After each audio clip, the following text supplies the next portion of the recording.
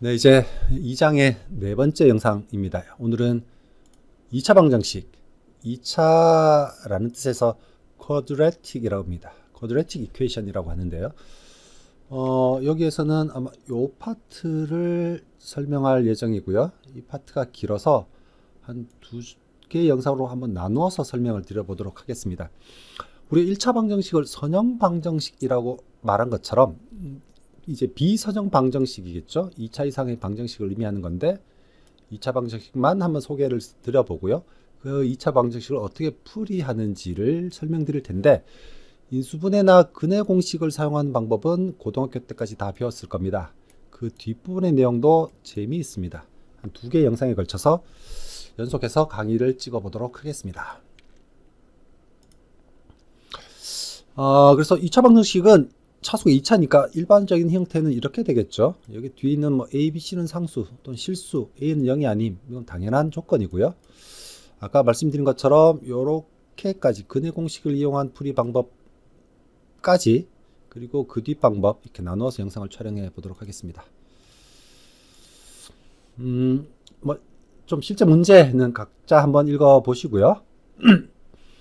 뭐 풀이 방법에서 그래프를 그려서 푸는 방법이라고 설명하고 있는데 이건 뭐 실제 정확한 해를 구하는 게 아니고 지난번에 설명드렸던 것처럼 구글에 들어가셔서 함수를 적어 주시면 그 그림이 나오니까 대충의 근의 위치를 알 수 있을 거라는 이야기죠. 그래서 해당하는 링크를 한번 클릭해서 살펴보도록 하죠. 지금 이 그림이 안 나오네요. 여기서 그럼 보겠습니다. f of x, 우리가 f 괄호 x를 보통 f of라고 합니다. 그죠? 무슨 말이냐면 f of x라고 합니다. 그러니까 x에 대한 함수란 뜻이죠. 이 괄호를 of라고 읽으시면 됩니다. 그래서 f of x는 equal하고 식을 쭉 써주면 되죠. 3 곱하기 x의 제곱 더하기 7 곱하기 x 더하기 2라는 함수식을 적어주면 이렇게 그림이 나오죠. 대충 근이 0.33다 뭐 이렇게 대충의 근을 알 수 있다는 말이에요. 정확한 근을 알 수 있지는 않지만 그림을 그려서는 대충의 함수 모양을 파악할 수 있다. 그것도 함수의 전반적인 특성을 이해하는 데 도움이 된다라고 말씀을 드릴 수 있고요. 두 번째는 인수분해를 하는 방법을 우리 배웠었죠. 어떤 다항식이 있으면 인수들의 곱으로 계산하고 나면 두 개를 곱한 게 0이 나오려면 각각이 0이 되는 경우이겠죠. 그래서 각각 해를 구할 수 있다는 겁니다. 그런데 많은 경우 인수분해가 어렵거나 또는 인수분해가 안 되는 경우도 있거든요. 여기 이제 두 번째 풀이 방법이고요. 세 번째 풀이 방법은 2차 방정식에 한해서 근해 공식이라는 게 있습니다. 근해 공식이라고 말하는 이유는 근이 이제 해를 의미하는 거고요. 근을 구하는 일반적인 식을 의미하는 거죠.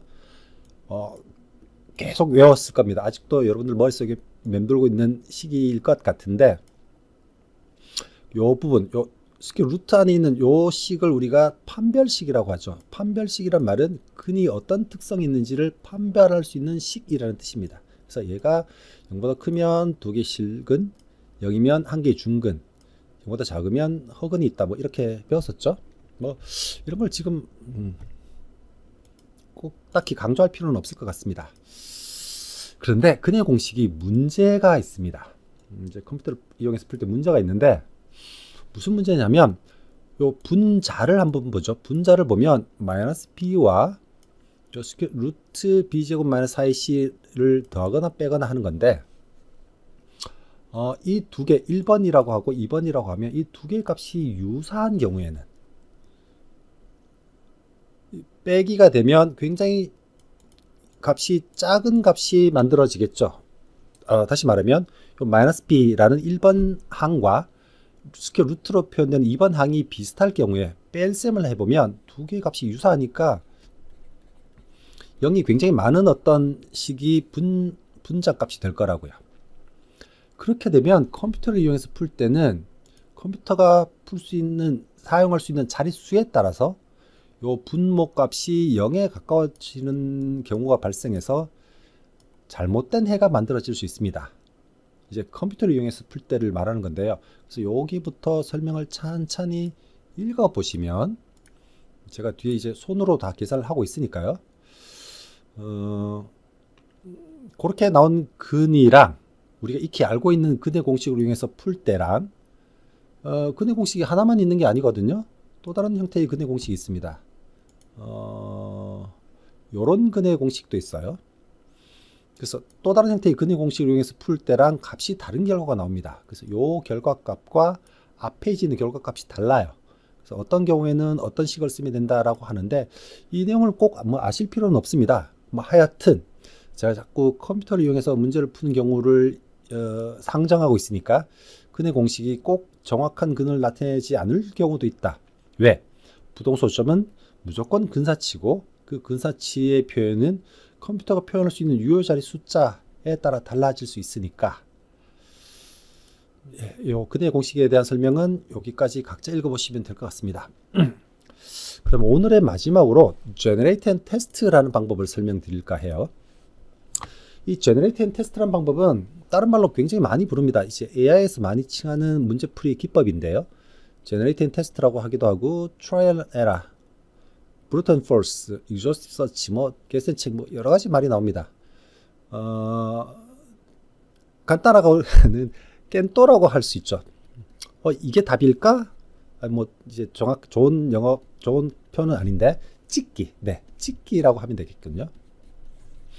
무슨 말이냐면 어떤 방정식을 푸는 가장 간단한 방법은 컴퓨터는 빠르니까 해당하는 미지수 x에 가능한 모든 값을 대입해 보면 되죠. 그죠? 그게 제너레이터 테스트입니다. 1이 해가 될까? 2가 해가 될까? 하나하나 테스트해 보는 거죠. 그래서 이제 그래프로 한번 그림을 그려서 설명을 해보면 어차피 어떤 함수를 만족하는 x 값을 찾는 것은 이 함수와 x축과의 교점, 이 점과 이 점 교점을 찾는 거죠. 그러면 컴퓨터는 빠르니까 마이너스 무한대로부터 플러스 무한대까지 모든 그 x 값을 이 식에 집어넣어서 0이 되는지를 체크해 보면 되는 거죠. 네, 이런 걸 Generate and Test라고 합니다. 그래서 여기까지를 실습한 코드가 뒤에 있는데 요 놈은 지금 요 영상을 다 마치고 한꺼번에 한번 보도록 하죠. 지금 시간이 조금 남아서 이제 바이섹션 메서드까지 설명을 한번 드려보도록 하겠습니다. 바이섹션, 바이라고 말하면 보통 2를 의미하니까 두 개로 나누어 가는 방법이라는 뜻이죠. 그래서 우리말로는 보통 이분법이라고 합니다. 밑에 있는 설명이 있는데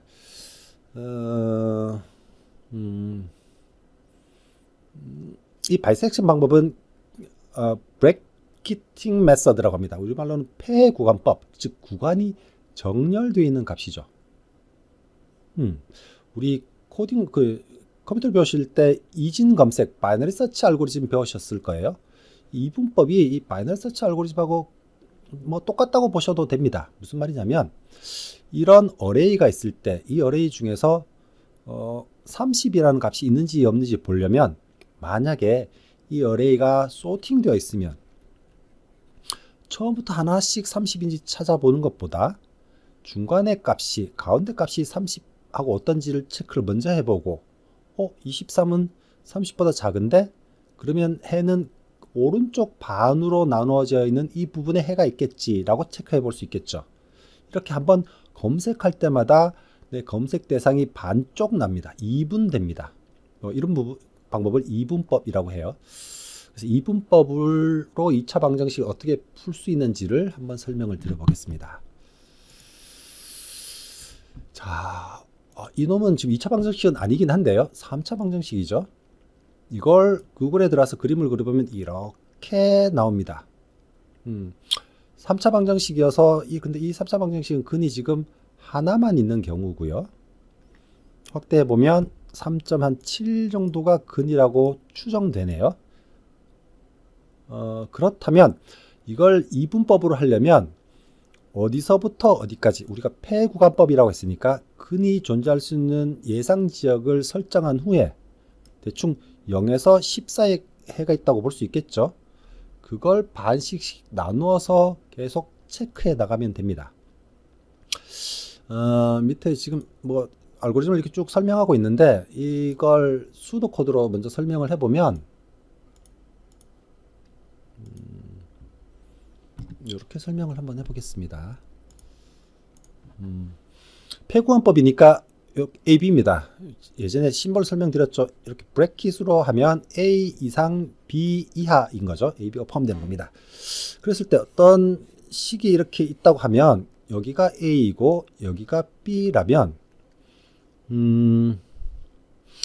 먼저 FA 곱하기 FB가 0보다 작을 때 해가 있죠. 이 말은 FA 값 A에 대한 함수값과 B에 대한 함수값이 서로 부호가 달라야 음수가 나오는 거죠. 그 말은 이곳이 f of a가 되는 거고요.